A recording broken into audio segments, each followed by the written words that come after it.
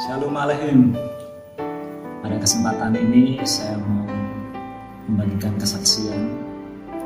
Kejadian ini terjadi tanggal 22 Juli kemarin. Pada waktu itu saya bersama teman saya di toko Penny itu mengirim barang dari toko ke SMP 2 Teras Boyolali. Nah, pada waktu itu kami berdua naik mobil box. Kemudian ketika hampir sampai di tempat tujuan, yaitu di perempatan Pengging Boyolali, terjadilah insiden yang tidak pernah kami duga. Ketika itu setelah lampu merah, kami semua setelah lampu hijau mulai berjalan kembali. Tiba-tiba di samping mobil box sebelah kiri itu ada sepeda motor yang serempetan dengan mobil box yang kami bawa. Terus kemudian selang beberapa saat kami berhenti terus melihat kejadian apa yang terjadi dengan mereka yang naik sepeda motor itu. Ternyata dua orang perempuan mengalami luka-luka lecet-lecet. Terus kemudian kami bawa ke puskesmas dan juga dibantu seorang ibu yang rumahnya dekat situ. Kita bawa ke puskesmas yang tempatnya di seberang jalan. Ternyata puskesmas itu sudah tutup. Terus kemudian kami pindah ke klinik yang jaraknya sekitar 1 km dari tempat kejadian. Setelah di sana, dua orang itu, baik yang mengendarai sepeda motor maupun yang membonceng, itu diperiksa dokter dan kemudian mendapatkan obat.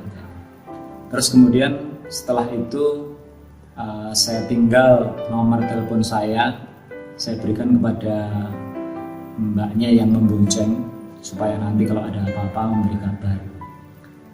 Keesokan harinya saya dan teman saya Pak Pur menanti dengan harap-harap cemas mungkin kalau ada kabar dari mbaknya itu.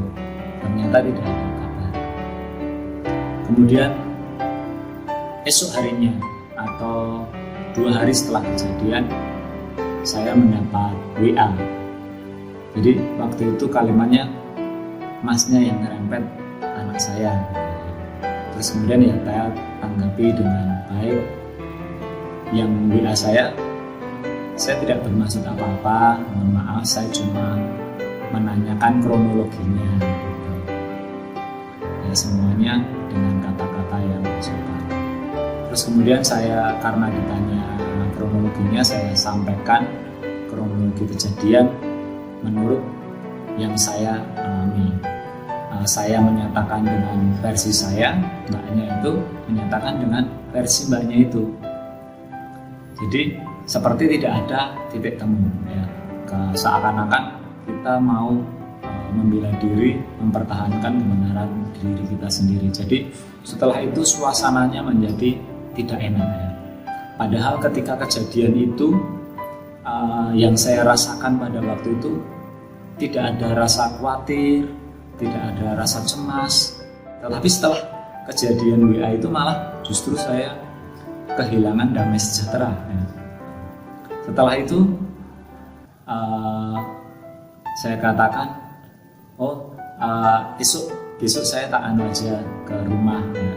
Tantenya juga pada waktu itu bilang kalau mau melihat kondisinya datang aja ke rumah di Bolon, gitu, di Bolon Colomadu. Dan benar, besok minggunya saya datang sama Esther itu ke rumahnya. Sebelumnya saya dikasih tahu tempatnya itu di Hiskia Cake. Wah, Hiskia, ya puji Tuhan kalau ternyata yang mengalami insiden dengan saya itu seorang anak Tuhan, gitu. Karena yang bonceng itu pakai hijab, ya. Kalau yang memboncengkan ternyata saudara kita Nasrani.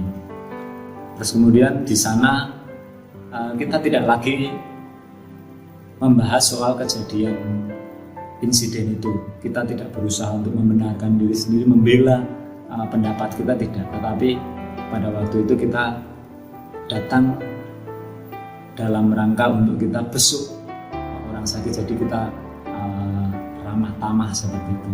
Dan suasananya menjadi sangat cair, sangat baik ya. Kita berbincang-bincang sebagai saudara seiman. Setelah itu kita pamitan ya. Karena musim pandemi ya, kita mau pamitan dengan menangkupkan tangan seperti ini saja. Tapi malah mbaknya itu salim Pak, salim. Ya kemudian karena seperti itu kemudian kita bersalaman. Jadi suasananya sangat kekeluargaan, suasananya sangat nyaman gitu ya. Dan setelah itu kita juga saya memberi nomor saya, atau saya minta nomornya mbak itu supaya mungkin kalau ada informasi apa saya bisa berkomunikasi. Dan setelah itu malah mbaknya itu kalau nanti lewat rumah mampir Pak gitu ya. Dan puji Tuhan setelah kejadian itu rasa khawatir, rasa cemas itu sudah berganti dengan damai sejahtera. Demikian kesaksian saya. Kiranya Bapak Yahweh memberkati.